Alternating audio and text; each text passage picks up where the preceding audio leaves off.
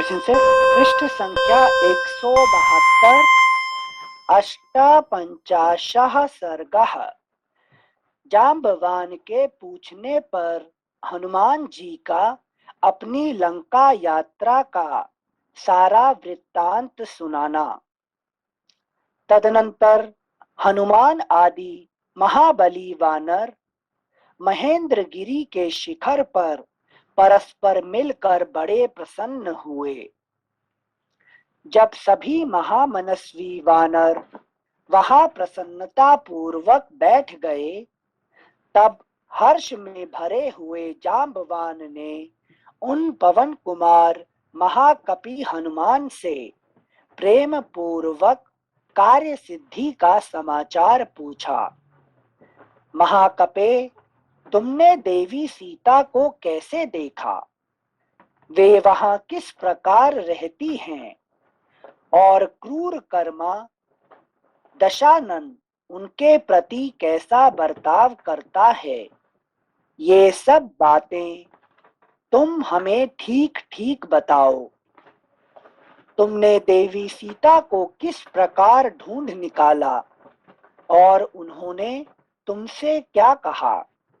इन सब बातों को सुनकर हम लोग आगे के कार्यक्रम का निश्चित रूप से विचार करेंगे। वहां किष्किंधा में चलने पर हम लोगों को कौन सी बात कहनी चाहिए और किस बात को गुप्त रखना चाहिए? तुम बुद्धिमान हो, इसलिए तुम ही इन सब बातों पर प्रकाश डालो। जाम्बवान के इस प्रकार पूछने पर हनुमान जी के शरीर में रोमांच हो आया। उन्होंने सीता देवी को मन ही मन मस्तक झुकाकर प्रणाम किया और इस प्रकार कहा, मैं आप लोगों के सामने ही समुद्र के दक्षिण तट पर जाने की इच्छा से सावधान हो महेंद्र पर्वत के शिखर से आकाश में उछला था। आगे बढ़ते ही मैंने देखा, एक परम मनोहर दिव्य सुवर्णमय शिखर प्रकट हुआ है, जो मेरी राह रोक कर खड़ा है। वह मेरी यात्रा के लिए भयानक विघ्न सा प्रतीत हुआ। मैंने उसे मूर्तिमान विघ्न ही माना। उस दिव्य उत्तम सुवर्णमय पर्वत के निकट पहुंचने पर मैंने मन ही मन यह विचार किया कि मैं इसे विदीर्ण कर डालूं। फिर तो मैंने अपनी पूंछ से उस पर प्रहार किया। उसकी टक्कर लगते ही उस महान पर्वत के सूर्य तुल्य तेजस्वी शिखर के सहस्रों टुकड़े हो गए। मेरे उस निश्चय को समझकर महागिरी मैनाक ने मेरे उस निश्चय को समझकर महागिरी मैनाक ने मन को आह्लादित सा करते हुए मधुर वाणी में पुत्र कहकर मुझे पुकारा और कहा, मुझे अपना चाचा समझो। मैं तुम्हारे पिता वायु देवता का मित्र हूँ। मेरा नाम मैनाक है और मैं यहाँ महासागर में निवास करता हूँ। बेटा, पूर्व काल में सभी श्रेष्ठ पर्वत पंखधारी हुआ करते थे।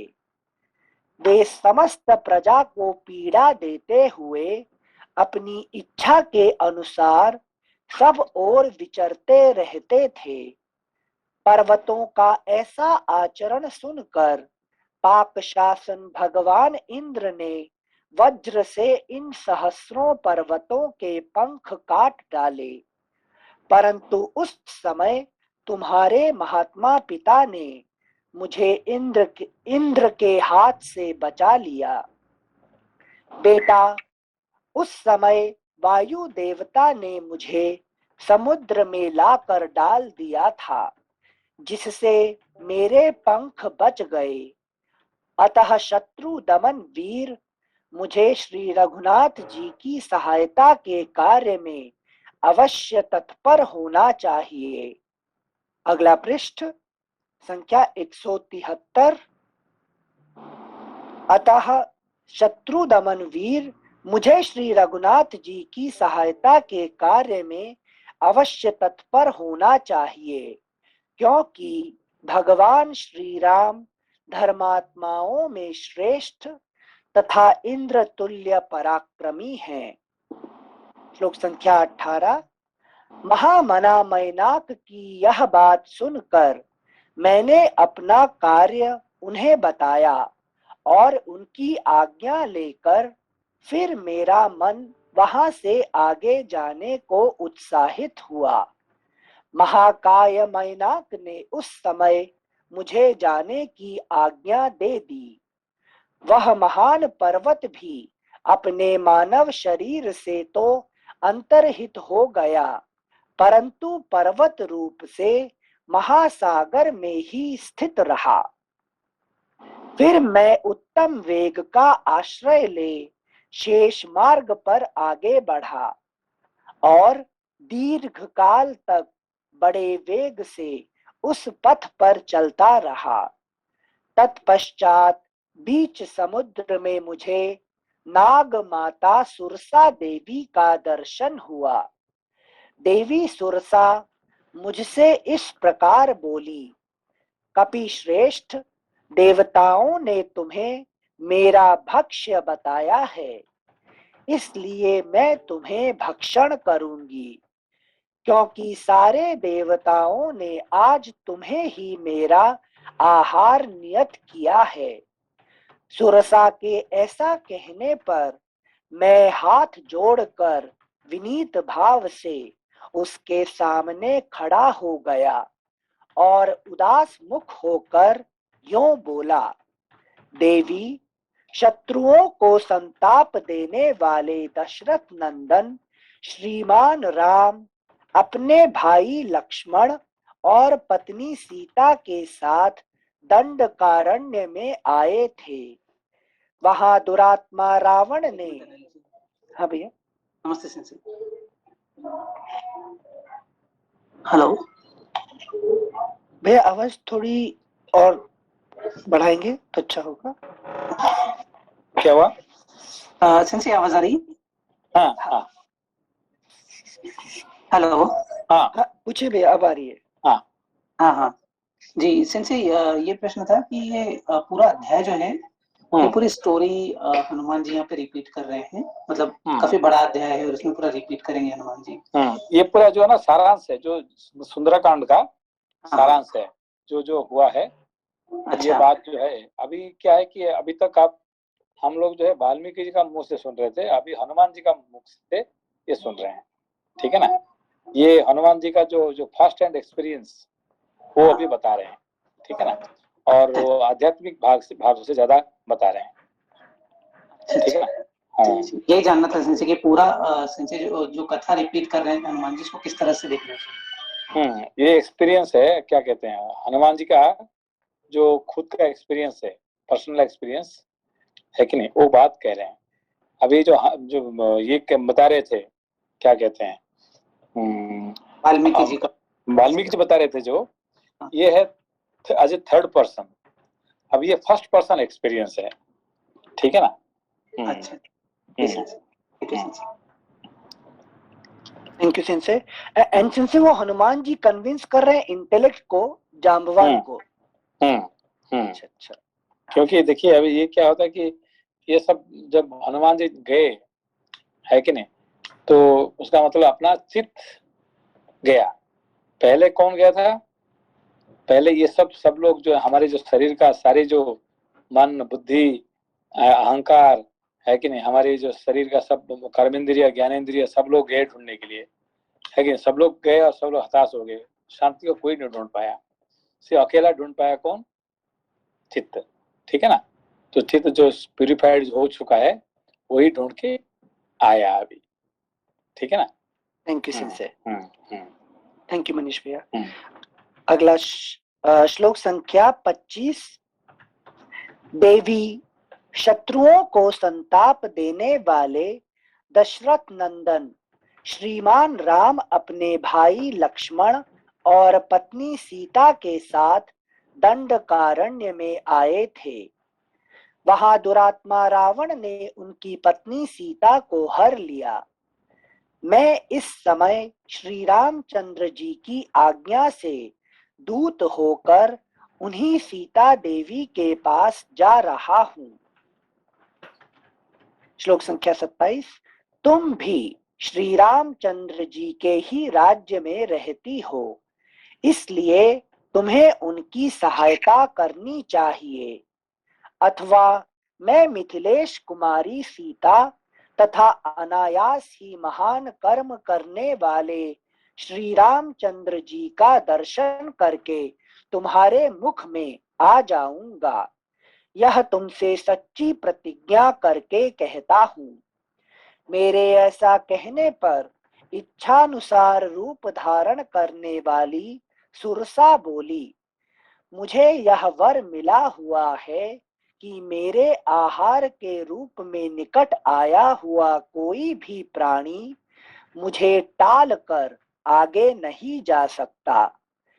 जब सुरसा ने ऐसा कहा, उस समय मेरा शरीर 10 योजन बड़ा था, किंतु एक ही क्षण में मैं उससे ड्योढ़ा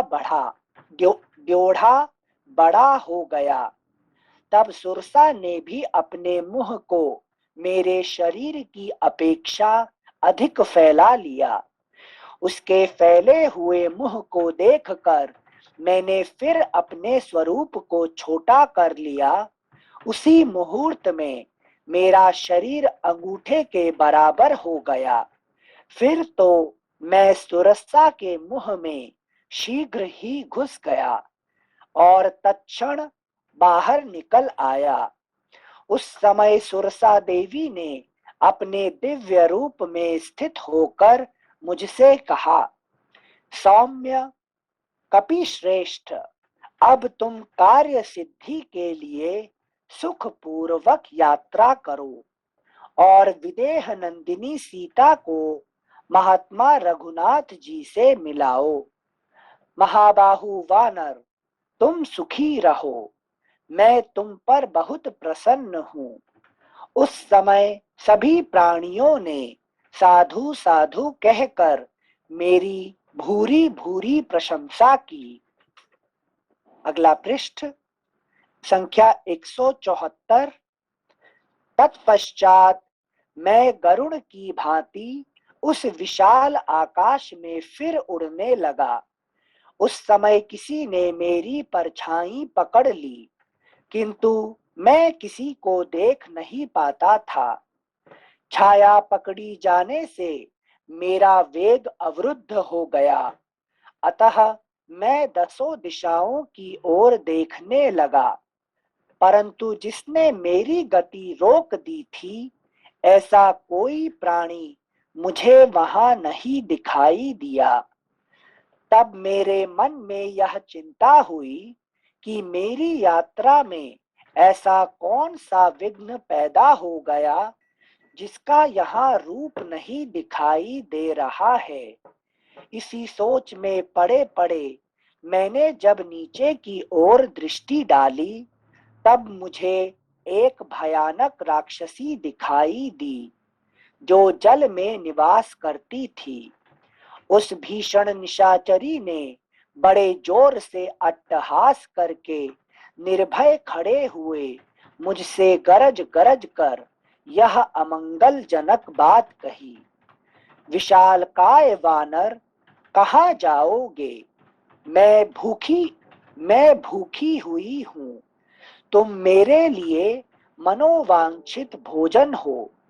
आओ, चिरकाल से निराहार पड़े हुए मेरे शरीर और प्राणों को तृप्त करो। तब मैंने बहुत अच्छा कहकर उसकी बात मान ली और अपने शरीर को उसके मुख के प्रमाण से बहुत अधिक बढ़ा लिया, परंतु उसका विशाल और भयानक मुख भी मुझे भक्षण करने के लिए बढ़ने लगा। उसने मुझे या मेरे प्रभाव को नहीं जाना तथा मैंने जो छल किया था वह भी उसकी समझ में नहीं आया।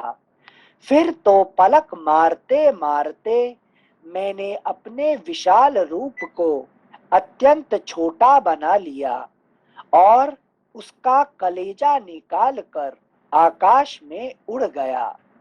मेरे द्वारा कलेजे के काट लिए जाने पर पर्वत के समान भयानक शरीर वाली वह दुष्टा राक्षसी अपनी दोनों बाहें शिथिल हो जाने के कारण समुद्र के जल में गिर पड़ी।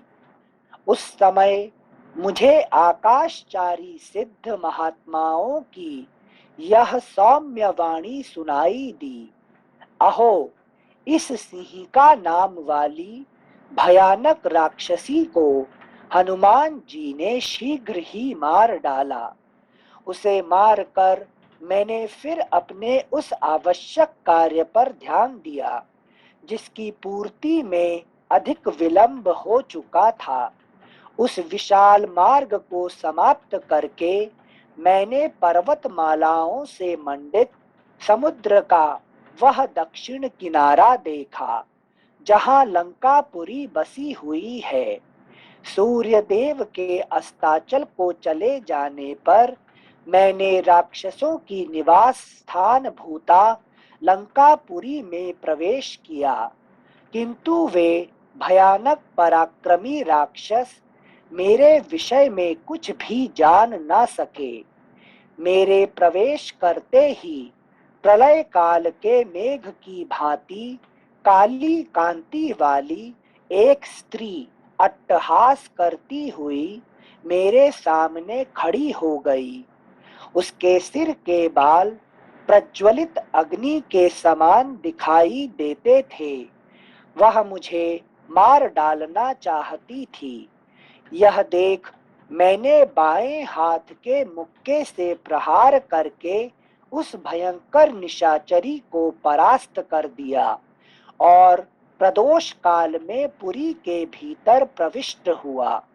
उस समय उस डरी हुई निशाचरी ने मुझसे इस प्रकार कहा, वीर, मैं साक्षात लंकापुरी हूँ। तुमने अपने पराक्रम से मुझे जीत लिया, इसलिए तुम समस्त राक्षसों पर पूर्णतः विजय प्राप्त कर लोगे। अगला पृष्ठ संख्या 175। वहां सारी रात नगर में घर घर घूमने और रावण के अंतःपुर में पहुंचने पर भी मैंने सुंदर कटी प्रदेश वाली जनक नंदिनी सीता को नहीं देखा।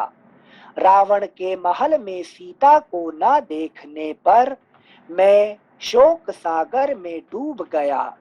उस समय मुझे उस शोक का कहीं पार नहीं दिखाई देता था। सोच में पड़े पड़े ही मैंने एक उत्तम गृहोद्यान देखा जो सोने के बने हुए सुंदर परकोटे से घिरा हुआ था। तब उस परकोटे को लांघकर मैंने उस गृहोद्यान को देखा जो बहुसंख्यक वृक्षों से भरा हुआ था। उस अशोक वाटिका के बीच में मुझे एक बहुत ऊंचा अशोक वृक्ष दिखाई दिया।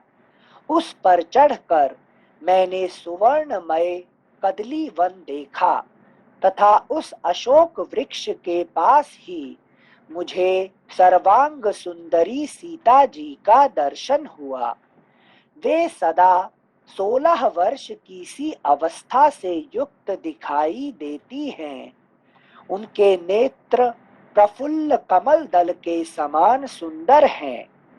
सीता जी उपवास करने के कारण अत्यंत दुर्बल हो गई हैं और उनकी यह दुर्बलता उनका मुख देखते ही स्पष्ट हो जाती है। वे एक ही वस्त्र पहनी हुई हैं और उनके केश धूल से धूसर हो गए हैं। उनके सारे अंग शोक संताप से दीन दिखाई देते हैं। वे अपने स्वामी के हित चिंतन में तत्पर हैं। रक्त मांस का भोजन करने वाली क्रूर एवं कुरूप राक्षसियां उन्हें चारों ओर से घेर कर उनकी रखवाली करती हैं, ठीक उसी तरह जैसे बहुत सी बाघिनें किसी हरिणी को घेरे हुए खड़ी हों। मैंने देखा वे राक्षसियों के बीच में बैठी थी और राक्षसियां उन्हें बारंबार धमका रही थी। वे सिर पर एक ही वेणी धारण किए दीन भाव से अपने पति के चिंतन में तल्लीन हो रही थी। धरती ही उनकी शैया है। जैसे हेमंत ऋतु आने पर कमलिनी सूख कर श्रीहीन हो जाती है, उसी प्रकार तो जो पिछले श्लोक में जो एक ही वेणी का जो वर्णन है, ये इसका कुछ विशेष अर्थ है क्या? क्योंकि दो तीन बार कुछ श्लोकों में और भी आया है। ये जो हमारे जो जो ये होता हेयर होता ना, बाल, जी जी, ये हमारे डिजायर रिप्रेजेंट करते हैं, ठीक है ना। तो जिसका जितने बाल होता है उसके इतने डिजायर होता है, ठीक है ना। तो इसीलिए आप देखिए कि नारद मुनि का कितने, एक ही आपको हमेशा देखिए एक ही चोटी मिलेगा आपको, ठीक है ना। कि जो मतलब हम लोग सिखा रखते हैं उसका मतलब ओनली वन डिजायर, एक ही डिजायर। क्या है उसमें, क्या डिजायर? नारायण नारायण जपते हैं संशय वो सिर्फ ध्यान में। तो हम लोग सिखा क्यों रखते हैं? क्योंकि हम लोग का एक ही डिजायर है, ये होता है मोक्ष है कि जिंदगी में एक ही लक्ष्य है, वो मोक्ष प्राप्ति कर रहा है, ठीक है ना। तो बाकी सब डिजायर को हम फेंक देते हैं, ठीक है ना। तो अब इनका जो डिजायर है क्या है कि राम जी को मिलना, एक ही डिजायर, एक ही वेणी, मतलब ओनली वन डिजायर इन हर लाइफ, क्या है, श्री राम जी को मिलना, और कुछ नहीं है उनका जिंदगी में, ठीक है ना। इसलिए एक ही वेणी कहा गया यहाँ पे, है कि नहीं, one pointed mind. Thank you sensei, thank you भैया। श्लोक संख्या 59। मैंने देखा वे राक्षसियों के बीच में बैठी थी और राक्षसियां उन्हें बारंबार धमका रही थी। वे सिर पर एक ही वेणी धारण किए दीन भाव से अपने पति के चिंतन में तल्लीन हो रही थी। धरती ही उनकी शैया है। जैसे हेमंत ऋतु आने पर कमलिनी सूख कर श्रीहीन हो जाती है, उसी प्रकार उनके सारे अंग कांतिहीन हो गए हैं। रावण की ओर से उनका हार्दिक भाव सर्वथा दूर है। वे मरने का निश्चय कर चुकी हैं। उसी अवस्था में मैं किसी तरह शीघ्रता पूर्वक मृग नयनी सीता के पास पहुंच सका। वैसी अवस्था में पड़ी हुई उन यशस्विनी नारी श्री राम पत्नी सीता को अशोक वृक्ष के नीचे बैठी देख मैं भी उस वृक्ष पर स्थित हो गया और उन्हें वहीं से निहारने लगा। इतने ही में रावण के महल में करधनी और नूपुरों की झनकार से मिला हुआ अधिक गंभीर कोलाहल सुनाई पड़ा।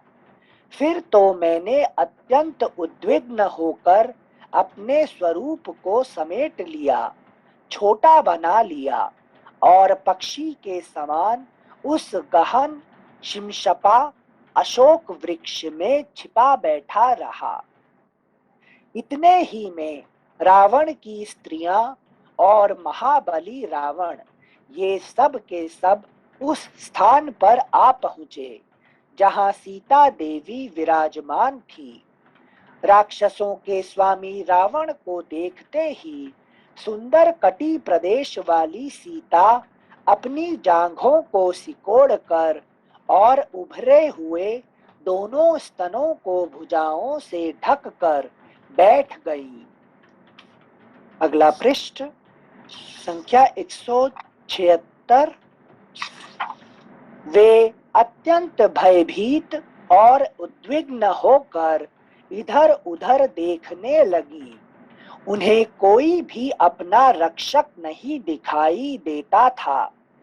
भय से कांपती हुई अत्यंत दुखिनी तपस्विनी सीता के सामने जा दशमुख रावण नीचे सिर किए उनके चरणों में गिर पड़ा और इस प्रकार बोला, विदेह कुमारी, मैं तुम्हारा सेवक हूँ, तुम मुझे अधिक आदर दो। इतने पर भी अपने प्रति उनकी उपेक्षा देख वह कुपित होकर बोला, गर्वीली सीते, यदि तू घमंड में आकर मेरा अभिनंदन नहीं करेगी तो आज से 2 महीने के बाद मैं तेरा खून पी जाऊंगा। दुरात्मा रावण की यह बात सुनकर सीता ने अत्यंत कुपित हो यह उत्तम वचन कहा, नीच निशाचर, अमित तेजस्वी भगवान श्री राम की पत्नी और इक्ष्वाकु कुल के स्वामी महाराज दशरथ की पुत्र वधू से यह न कहने योग्य बात कहते समय तेरी जीभ क्यों नहीं गिर गई? दुष्ट पापी, तुझ में क्या पराक्रम है? मेरे पति देव जब निकट नहीं थे तब तू उन महात्मा की दृष्टि से छिपकर चोरी चोरी मुझे हर लाया। तू भगवान श्री राम की समानता नहीं कर सकता। तू तो उनका दास होने योग्य भी नहीं है। श्री रघुनाथ जी सर्वथा अजेय, सत्यभाषी, शूरवीर और युद्ध के अभिलाषी एवं प्रशंसक हैं। जनक नंदिनी के मतलब हम जब नहीं रहते हैं, क्या कहते हैं, इसके साथ ज्ञान के साथ, तब फिर हमको कर्म क्या करता है, हमको बांध के ले जाता है, ठीक है ना, लेकिन हम बिजी हो जाते हैं, ठीक है। हाँ सिंसे, सॉरी सिंसे, हम जब ज्ञान के साथ नहीं रहते हैं तब अभी अब ज्ञान के साथ है, इसलिए कोई कर्म हमको बांध नहीं देता है, अटैक नहीं करता है, ठीक है ना। अभी कोई कुछ भी बोले तो हम क्या करेंगे, मैं आपको 1 लाख रुपया देगी, आप आइए, आ जाइए, तो क्या बोलेगा, नहीं यार मुझे अभी है कि नहीं, मुझे बाद में ज्ञान करते हैं। तो ज्ञान को रहने से क्या होता है, हमको कर्म हमको खींच के नहीं लेता है, ठीक है ना।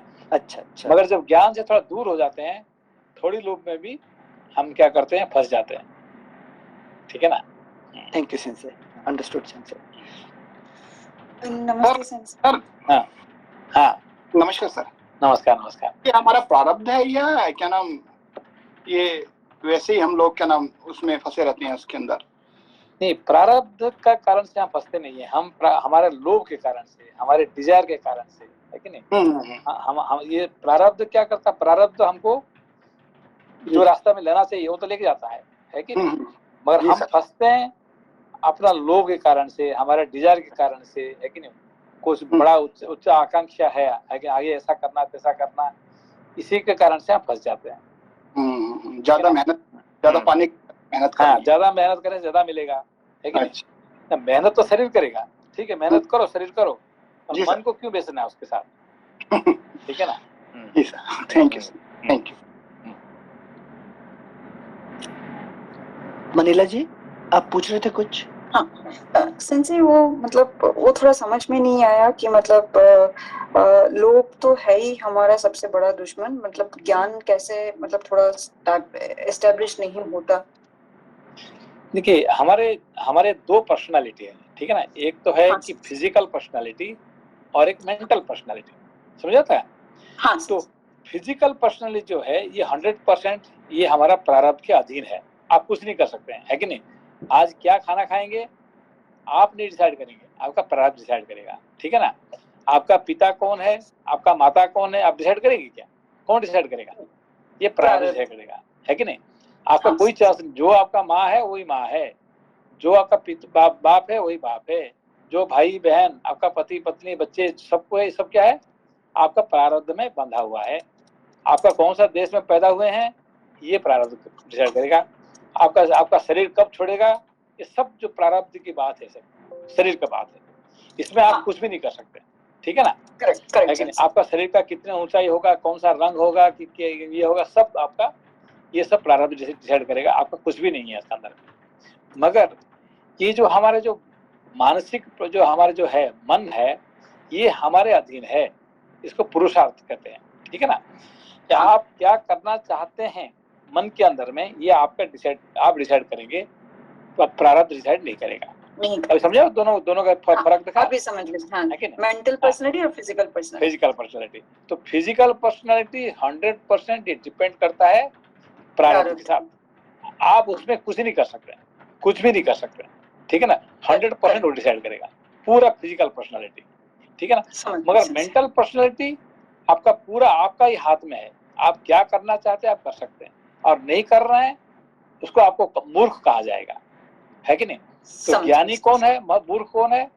ज्ञानी वही होता है जो अपना मेंटल पर्सनालिटी को सही इस्तेमाल करता है, उसको कहते हैं ज्ञानी। और मूर्ख उसको कहा जाता है जो अपना मेंटल पर्सनालिटी को वो नष्ट कर देता है कि नहीं? धन्यवाद sensei. Okay, thank you sense.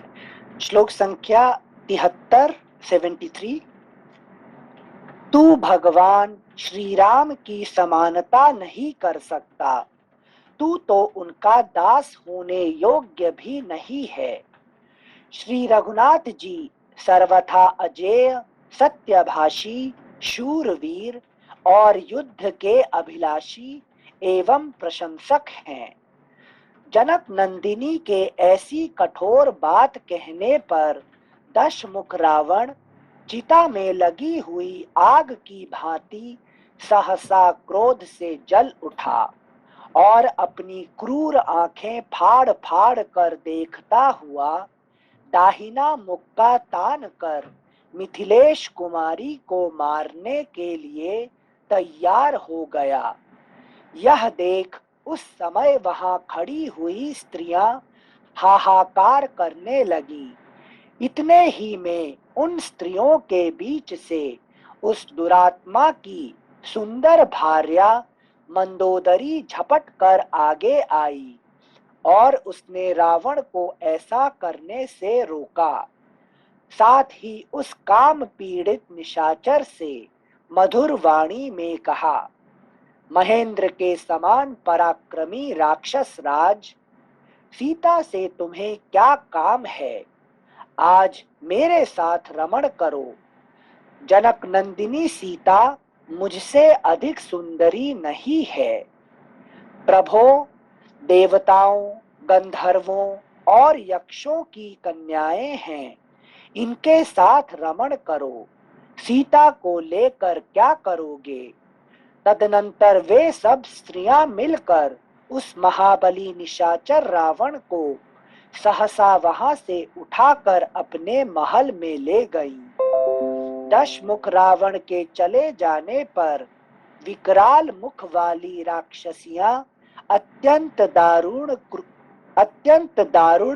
क्रूरतापूर्ण वचनों द्वारा सीता को डराने धमकाने लगी। परंतु जानकी ने उनकी बातों को तिनके के समान तुच्छ समझा। उनका सारा गर्जन तर्जन सीता के पास पहुंचकर व्यर्थ हो गया। इस प्रकार गर्जना और सारी चेष्टाओं के व्यर्थ हो जाने पर उन मांस भक्षिणी राक्षसियों ने रावण के पास जाकर उसे सीता जी का महान निश्चय कह सुनाया। फिर वे सब की सब उन्हें अनेक प्रकार से कष्ट दे हताश तथा उद्योग शून्य हो निद्रा के वशीभूत होकर सो गईं। उन सब के सो जाने पर पति के हित में तत्पर रहने वाली, अगला पृष्ठ, संख्या 177।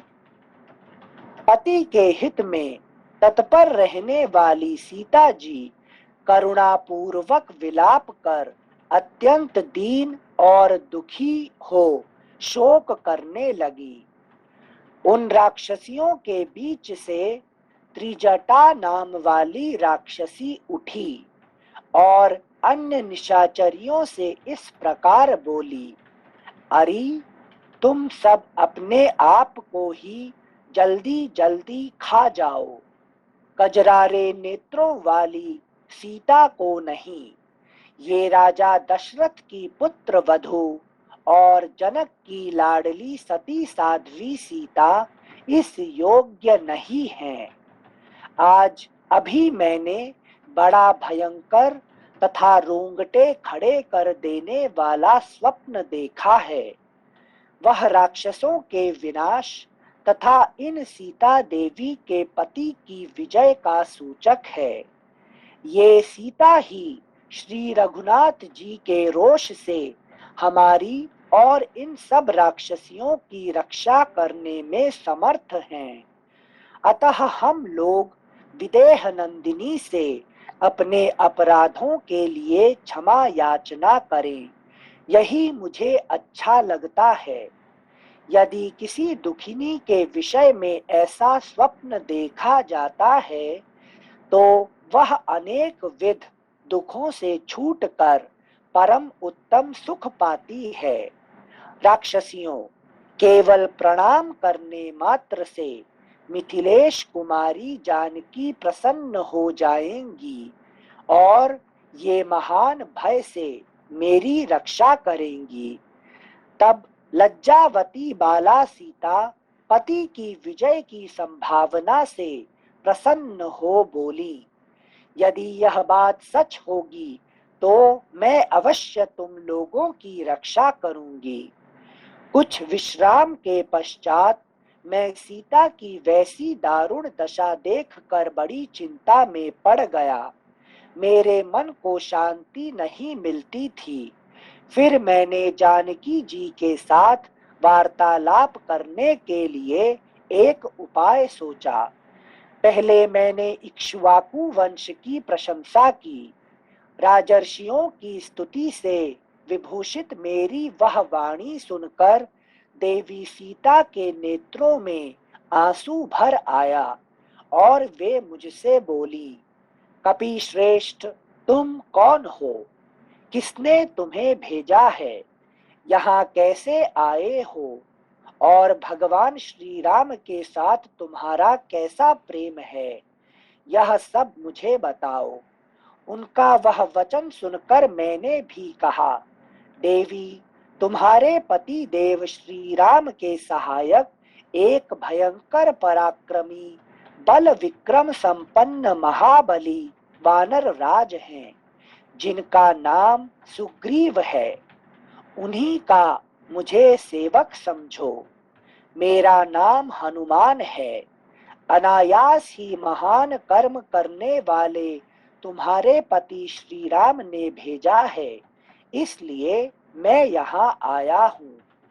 यशस्विनी पुरुष सिंह दशरथ नंदन साक्षात श्रीमान राम ने पहचान के लिए यह अंगूठी तुम्हें दी है। देवी, मैं चाहता हूँ कि आप मुझे आज्ञा दें कि मैं आपकी क्या सेवा करूं। आप कहें तो मैं अभी आपको श्री राम और लक्ष्मण के पास पहुंचा दूं। इस विषय में आपका क्या उत्तर है? मेरी यह बात सुनकर और सोच समझकर जनक नंदिनी सीता ने कहा, मेरी इच्छा है कि श्री रघुनाथ जी रावण का संहार करके मुझे यहाँ से ले चलें। अगला पृष्ठ संख्या 178। तब मैंने उन सती साध्वी देवी आर्या सीता को सिर झुकाकर प्रणाम किया और कोई ऐसी पहचान मांगी जो श्री रघुनाथ जी के मन को आनंद प्रदान करने वाली हो। मेरे मांगने पर सीता जी ने कहा, लो, यह उत्तम चूड़ामणि है, जिसे पाकर महाबाहु श्री राम तुम्हारा विशेष आदर करेंगे। ऐसा कहकर सुंदरी सीता ने मुझे वह परम उत्तम चूड़ामणि दी और अत्यंत उद्विग्न होकर वाणी द्वारा अपना संदेश कहा। तब मन ही मन यहाँ आने के लिए उत्सुक हो एकाग्रचित्त होकर मैंने राजकुमारी सीता को प्रणाम किया और उनकी दक्षिणावर्त परिक्रमा की। उस समय उन्होंने मन से कुछ निश्चय करके पुनः मुझे उत्तर दिया, हनुमान, तुम श्री रघुनाथ। दक्षिणावर्त परिक्रमा समझ में ना, क्लॉकवाइज जो बोलते हैं, मतलब आपका दाहिने हाथ जो है उनका प्रतीक होना चाहिए, है कि नहीं? तो उसको दक्षिणा है कि नहीं, बाएं की तरफ से नहीं है, दाहिने की तरफ से, ठीक है ना? अच्छा, मतलब सिंसे क्लॉकवाइज बोलेंगे ना? हाँ, राइट। हाँ, अच्छा, शायद महाभारत में आया था जब युधिष्ठिर बोल रहे थे कि मेरे बाएं तरफ से गौएं जाती हैं, तो वो अपशगुन गिनते हैं इसलिए। मित्र जब परिक्रमा करते हैं बेसिकली, हाँ, आपका दाहिना राइट साइड आपका जो है कि जो ऊंचे ऊपर के रहने वाले जो है उनका प्रतीक होना चाहिए, दाया हाथ। Okay okay okay, thank you सिंसे। श्लोक संख्या 105। तब मन ही मन यहाँ आने के लिए उत्सुक हो एकाग्रचित्त होकर मैंने राजकुमारी सीता को प्रणाम किया और उनकी दक्षिणावर्त परिक्रमा की। उस समय उन्होंने मन से कुछ निश्चय करके पुनः मुझे उत्तर दिया, हनुमान, तुम श्री रघुनाथ जी को मेरा सारा वृत्तांत सुनाना और ऐसा प्रयत्न करना जिससे सुग्रीव सहित वे दोनों वीर बंधु श्री राम और लक्ष्मण मेरा हाल सुनते ही अविलंब यहाँ आ जाएं। यदि इसके विपरीत हुआ तो 2 महीने तक मेरा जीवन और शेष है। उसके बाद श्री रघुनाथ जी मुझे नहीं देख सकेंगे।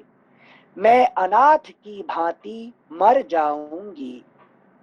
उनका यह करुणाजनक वचन सुनकर राक्षसों के प्रति मेरा क्रोध बहुत बढ़ गया। फिर मैंने शेष बचे हुए भावी कार्य पर विचार किया। तदनंतर मेरा शरीर बढ़ने लगा और तत्काल पर्वत के समान हो गया। मैंने युद्ध की इच्छा से रावण के उस वन को उजाड़ना आरंभ किया जहाँ के पशु और पक्षी घबराए और डरे हुए थे। उस उजड़े हुए वन खंड को वहां सोकर उठी हुई विकराल मुख वाली राक्षसियों ने देखा। उस वन में मुझे देखकर वे सब इधर उधर से जुट गईं और तुरंत रावण के पास जाकर उन्होंने वन विध्वंस का सारा समाचार कहा। महाबली राक्षस राज, एक दुरात्मा वानर ने आपके बल पराक्रम को कुछ भी ना समझकर इस दुर्गम प्रमदावन को उजाड़ डाला है।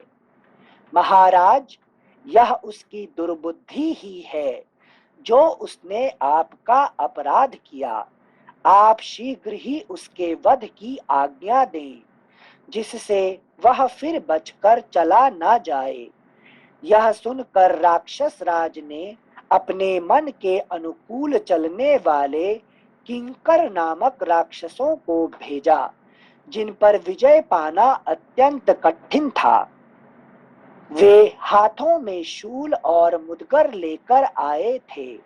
उनकी संख्या 80,000 थी, परंतु मैंने उस वन प्रांत में एक परिघ से ही उन सब का संहार कर डाला। उनमें जो मरने से बच गए वे जल्दी जल्दी पैर बढ़ाते हुए भाग गए। उन्होंने रावण को मेरे द्वारा सारी सेना के मारे जाने का समाचार बताया। तत्पश्चात मेरे मन में एक नया विचार उत्पन्न हुआ और मैंने क्रोध पूर्वक वहां के उत्तम चैत्य प्रासाद को, जो लंका का सबसे सुंदर भवन था तथा जिसमें 100 खंभे लगे हुए थे, वहां के राक्षसों का संहार करके तोड़ फोड़ डाला। अगला पृष्ठ संख्या 179। तब रावण ने घोर रूप वाले भयानक राक्षसों के साथ, जिनकी संख्या बहुत अधिक थी, प्रहस्त के बेटे जम्बूमाली को युद्ध के लिए भेजा। वह राक्षस बड़ा बलवान तथा युद्ध की कला में कुशल था, तो भी मैंने अत्यंत घोर परिघ से मारकर सेवकों सहित उसे काल के गाल में डाल दिया। यह सुनकर राक्षस राज रावण ने पैदल सेना के साथ अपने मंत्री के पुत्रों को भेजा, जो बड़े बलवान थे, किंतु मैंने परिघ से ही उन सबको यमलोक भेज दिया। समरांगण में शीघ्रता पूर्वक पराक्रम प्रकट करने वाले मंत्री कुमारों को मारा गया सुनकर रावण ने 5 शूरवीर सेनापतियों को भेजा। उन सबको भी मैंने सेना सहित मौत के घाट उतार दिया। तब दशमुख रावण ने अपने पुत्र महाबली अक्षय कुमार को बहुसंख्यक राक्षसों के साथ युद्ध के लिए भेजा। मंदोदरी का वह पुत्र युद्ध की कला में बड़ा प्रवीण था। वह आकाश में उड़ रहा था। उसी समय मैंने सहसा उसके दोनों पैर पकड़ लिए और 100 बार घुमाकर उसे पृथ्वी पर पटक दिया। इस तरह वहां पड़े हुए कुमार अक्ष को मैंने पीस डाला। अक्ष कुमार युद्ध भूमि में आया और मारा गया। यह सुनकर दशमुख रावण ने अत्यंत कुपित हो अपने दूसरे पुत्र इंद्रजित को, जो बड़ा ही रण दुर्मद और बलवान था, भेजा। उसके साथ आई हुई सारी सेना को और उस राक्षस शिरोमणि को भी युद्ध में हतोत्साह करके मुझे बड़ा हर्ष हुआ। रावण ने इस महाबली महाबाहु वीर को अनेक मदमत्त वीरों के साथ बड़े विश्वास से भेजा था। इंद्रजित ने देखा मेरी सारी सेना कुचल डाली गई। तब उसने समझ लिया कि इस वानर का सामना करना असंभव है। अतः उसने बड़े वेग से ब्रह्मास्त्र चलाकर मुझे बांध लिया। फिर तो वहां राक्षसों ने मुझे रस्सियों से भी बांधा। इस तरह मुझे पकड़कर वे सब रावण के समीप ले आए। दुरात्मा रावण ने मुझे देखकर वार्तालाप आरंभ किया और पूछा, तू लंका में क्यों आया तथा राक्षसों का वध तूने क्यों किया? मैंने वहां उत्तर दिया, यह सब कुछ मैंने सीता जी के लिए किया है। प्रभो, जनक नंदिनी के दर्शन की इच्छा से ही मैं तुम्हारे महल में आया हूँ। मैं वायु देवता का औरस पुत्र हूँ, जाति का वानर हूँ और हनुमान मेरा नाम है। मुझे श्री रामचंद्र जी का दूत और सुग्रीव का मंत्री समझो। श्री रामचंद्र जी का दूत कार्य करने के लिए ही मैं यहाँ तुम्हारे पास आया हूँ। तुम मेरे स्वामी का संदेश जो मैं तुम्हें बता रहा हूँ सुनो। राक्षस राज, वानर राज सुग्रीव ने तुमसे एकाग्रता पूर्वक जो बात कही है उस पर ध्यान दो। अगला पृष्ठ संख्या 180। महाभाग सुग्रीव ने तुम्हारी कुशल पूछी है और तुम्हें सुनाने के लिए यह धर्म, अर्थ एवं काम से युक्त हितकर तथा लाभदायक बात कही है। जब मैं बहुसंख्यक वृक्षों से हरे भरे ऋष्यमूक पर्वत पर निवास करता था, उन दिनों रण में महान पराक्रम प्रकट करने वाले रघुनाथ जी ने मेरे साथ मित्रता स्थापित की थी। राजन, उन्होंने मुझे बताया कि राक्षस रावण ने मेरी पत्नी को हर लिया है। उसके उद्धार के कार्य में सहायता करने के लिए तुम मेरे सामने प्रतिज्ञा करो। वाली ने जिनका राज्य छीन लिया था, उन सुग्रीव के साथ अर्थात मेरे साथ लक्ष्मण सहित भगवान श्री राम ने अग्नि को साक्षी बनाकर मित्रता की है।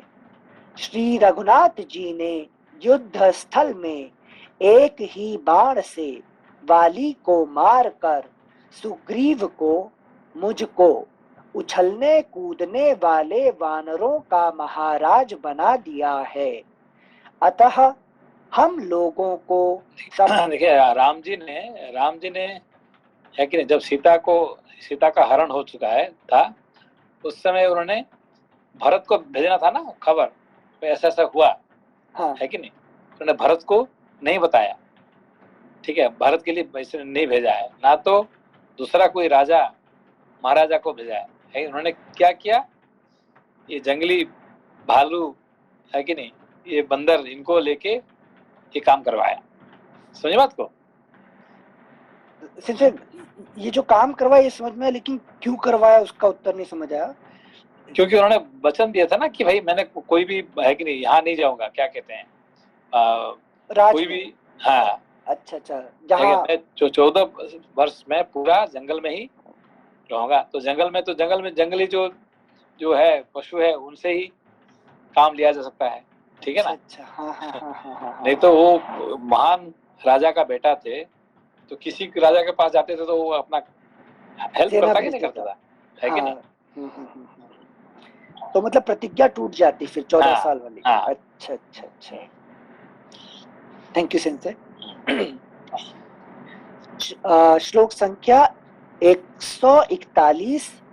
श्री रघुनाथ जी ने युद्ध स्थल में एक ही बाण से वाली को मारकर सुग्रीव को, मुझको उछलने कूदने वाले वानरों का महाराज बना दिया है। अतः हम लोगों को संपूर्ण हृदय से उनकी सहायता करनी है। यही सोचकर सुग्रीव ने धर्मानुसार मुझे तुम्हारे पास भेजा है।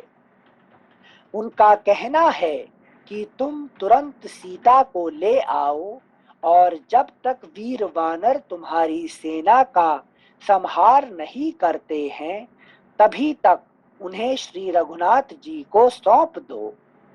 कौन ऐसा वीर है जिसे वानरों का यह प्रभाव पहले से ही ज्ञात नहीं है? ये वे ही वानर हैं जो युद्ध के लिए निमंत्रित होकर देवताओं के पास भी उनकी सहायता के लिए जाते हैं। इस प्रकार वानर राज सुग्रीव ने तुमसे संदेश कहा है। मेरे इतना कहते ही रावण ने रुष्ट होकर मुझे इस तरह देखा मानो अपनी दृष्टि से मुझे दग्ध कर डालेगा। भयंकर कर्म करने वाले दुरात्मा राक्षस रावण ने मेरे प्रभाव को न जानकर अपने सेवकों को आज्ञा दे दी कि इस वानर का मेरा वध कर दिया जाए।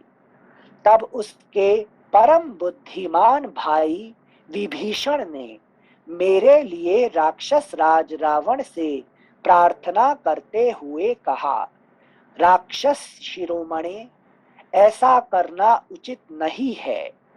आप अपने इस निश्चय को त्याग दीजिए। आपकी दृष्टि इस समय राजनीति के विरुद्ध मार्ग पर जा रही है। राक्षस राज, राजनीति संबंधी शास्त्रों में कहीं भी दूत के वध का विधान नहीं है। दूत तो वही कहता है जैसा कहने के लिए उसे बताया गया होता है। उसका कर्तव्य है कि वह अपने स्वामी के अभिप्राय का ज्ञान करा दे। अनुपम पराक्रमी वीर, दूत का महान अपराध होने पर भी शास्त्र में उसके वध का दंड नहीं देखा गया है। उसके किसी अंग को विकृत कर देना मात्र ही बताया गया है। विभीषण के ऐसा कहने पर रावण ने उन राक्षसों को आज्ञा दी, अच्छा तो आज इसकी यह पूंछ ही जला दो। उसकी यह आज्ञा सुनकर राक्षसों ने मेरी पूंछ में सब ओर से सुतरी की रस्सियां तथा रेशमी और सूती कपड़े लपेट दिए। इस प्रकार बांध देने के पश्चात उन प्रचंड पराक्रमी राक्षसों ने काठ के डंडों और मुक्कों से मारते हुए मेरी पूंछ में आग लगा दी। अगला पृष्ठ संख्या 181। मैं दिन में लंकापुरी को अच्छी तरह देखना चाहता था, इसलिए राक्षसों द्वारा बहुत सी रस्सियों से बांधे और कसे जाने पर भी मुझे कोई पीड़ा नहीं हुई। उन्होंने क्या किया कि मैं दिन में लंकापुरी को देखना चाहता था, है कि नहीं? दिन में देखना चाहता, रात को देखा हुआ दिन में देखना चाहता था। मतलब हम लोग जो है ना, ये संसार को अज्ञान में देखे हुए अच्छी तरफ से, है कि नहीं? ज्ञान के प्रभाव में हम देखे नहीं है, ठीक है ना? तो ये उसका ये कि ज्ञान की दृष्टि से, है कि नहीं, मैं देखना चाहता हूँ, ठीक है, फिर मैं जला सकता हूँ उसको, ठीक है ना? थोड़ा और समझाइए सिंसे। संसार को, हमने संसार को, दुनिया को, हमने हमारा बंधन को, हमारे संसार को, हाँ, हमने अभी तक जो देखे हैं ये कौन सा अंधकार में देखा हुआ है कि नहीं? Do you know your life? Yes, I know. How do you know? I know through the ignorance, not through the knowledge. Okay, so now after the knowledge, after the enlightenment, looking at the same world is different. समझ में कभी? अच्छा। Okay, now you are watching the same world through the eyes of the wisdom. Okay, इसको दिन में देखे, फिर then you can burn it, है कि नहीं? Yes, sensei. अंधकार में लेकिन आप जला नहीं सकते हैं उसको, ठीक है ना? हाँ सेंसे। मतलब सेंसे जैसे वाल्मीकि जी का एग्जाम्पल लें, जब वो ज्ञान में देख रहे हैं तो रामायण का उद्गम हो रहा है, अदरवाइज वो डाकू की जिंदगी जी रहे हैं। हाँ, है कि नहीं? Thank you sensei. पृष्ठ संख्या 181, श्लोक संख्या 154। मैं दिन में लंकापुरी को अच्छी तरह देखना चाहता था, इसलिए राक्षसों द्वारा बहुत सी रस्सियों से बांधे और कसे जाने पर भी मुझे कोई पीड़ा नहीं हुई। सॉरी सिंसे यहाँ इसको कैसे रिलेट करें कि मैं बंधन में बंधा हूँ फिर भी ज्ञान? अभी देखिए कि अभी जो ऋषि महर्षि जो है वो भी संसार में है, तो एक तरह से वो भी बंधे हुए हैं, लेकिन बिना बंधे आप इस संसार में नहीं रह सकते हैं, ठीक है ना? तो भी उनको पीड़ा नहीं होता है। अभी देखिए व्यास जी को दुर्योधन क्या क्या बोल रहा है कि नहीं? हाँ। तो दुर्योधन कुछ ना कुछ बोलते जा रहे हैं, है कि नहीं? तो व्यास जी को कुछ लग रहा है क्या? उनको नहीं लग, है कि नहीं? वो तो हंस रहे हैं, है कि नहीं? उनको मजा आ रहे हैं, चलो भाई ठीक है। वो बंधन है क्योंकि उनका ही पोता है, ठीक है ना? और दुर्योधन कौन है? व्यास जी का पोता है। हाँ। तो पोता ही उनको जो कुछ बोल रहे हैं, है कि नहीं? अरे दादाजी आप क्या अकेला वहाँ है, हमारा पास यहाँ रुक जाइए ना, हमारा महल में, आप वहाँ क्या कर रहे हैं, है कि नहीं? तो आप तो हमारे दादाजी है कि नहीं? आपको यहाँ रहना चाहिए, है कि नहीं? आपको हम खिलाएंगे पिलाएंगे, ये करेंगे, है कि नहीं? मजा से आप रहो हमारे साथ, है कि नहीं? आप अकेला जंगल में क्या कर रहे हैं, है कि नहीं? ये सुन के उनको एक तरह से हंस रहे हैं, ठीक है ना? Thank you sensei. मतलब बंधन में रहते हुए भी ज्ञान दृष्टि से दुख नहीं होता। क्योंकि उनको बंधन में है कि उनका ही बच्चे हैं, ठीक है ना? अच्छा सेंसे, यानी शरीर जब तक रहेगा तब तक बंधन रहेगा ही रहेगा। बंधन रहेगा ही रहेगा, मगर रहते हुए भी उसको कैसे जलाएंगे, ये अभी हनुमान जी वही जला रहे हैं, है कि नहीं? इसको दिन में जलाएंगे, रात को नहीं जला सकते हैं। इसका मतलब अज्ञान से आप कुछ नहीं कर सकते हैं, है कि नहीं? आप बंधन में पड़े हुए हैं, मगर ये आप बंधन का आनंद ले रहे हैं, ठीक है ना? Thank you sensei, thank you sensei. श्लोक संख्या 154। मैं दिन में लंकापुरी को अच्छी तरह देखना चाहता था, इसलिए राक्षसों द्वारा बहुत सी रस्सियों से बांधे और कसे जाने पर भी मुझे कोई पीड़ा नहीं हुई। तत्पश्चात नगर द्वार पर आकर वे शूरवीर राक्षस पूंछ में लगी हुई आग से घिरे और बंधे हुए मुझको सड़क पर घुमाते हुए सब ओर मेरे अपराध की घोषणा करने लगे। इतने ही में अपने उस विशाल रूप को संकुचित करके मैंने अपने आप को उस बंधन से छुड़ा लिया और फिर स्वाभाविक रूप में आकर मैं वहां खड़ा हो गया। फिर फाटक पर रखे हुए एक लोहे के परिघ को उठाकर मैंने उन सब राक्षसों को मार डाला। इसके बाद बड़े वेग से कूदकर मैं उस नगर द्वार पर चढ़ गया। तत्पश्चात समस्त प्रजा को दग्ध करने वाली प्रलय अग्नि के समान मैं बिना किसी घबराहट के अट्टालिका और गोपुर सहित उस पुरी को अपनी जलती हुई पूंछ की आग से जलाने लगा।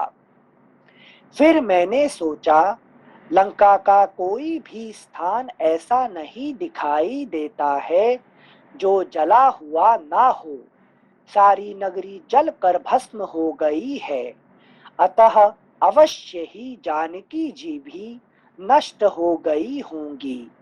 इसमें संदेह नहीं कि लंका को जलाते जलाते मैंने सीता जी को भी जला दिया और इस प्रकार भगवान श्री राम के इस महान कार्य को मैंने निष्फल कर दिया। इस तरह शोकाकुल होकर मैं बड़ी चिंता में पड़ गया। इतने ही में आश्चर्य युक्त वृत्तांत का वर्णन करने वाले चारणों की शुभ अक्षरों से विभूषित यह वाणी मेरे कानों में पड़ी कि जानकी जी इस आग से नहीं जली हैं।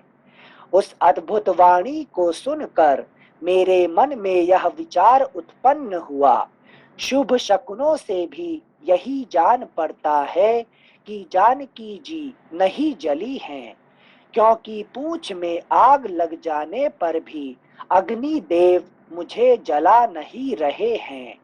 मेरे हृदय में महान हर्ष भरा हुआ है और उत्तम सुगंध से युक्त मंद मंद वायु चल रही है, जिनके फलों का मुझे प्रत्यक्ष अनुभव हो चुका था।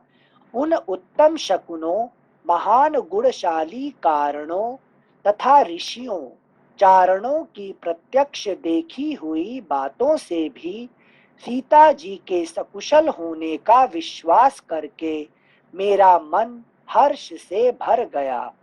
तत्पश्चात मैंने पुनः विदेह नंदिनी का दर्शन किया और फिर उनसे विदा लेकर मैं अरिष्ट पर्वत पर आ गया।